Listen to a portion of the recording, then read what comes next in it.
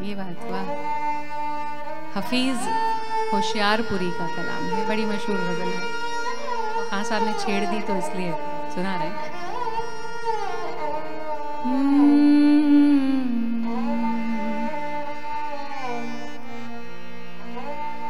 मोहब्बत करने वाले कम न होंगे,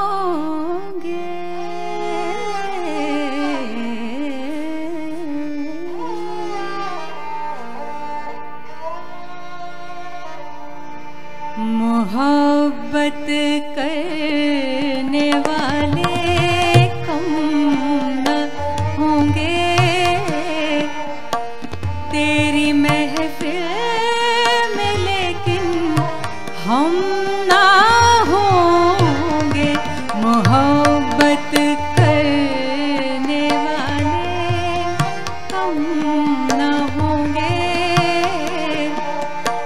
तेरी महफिल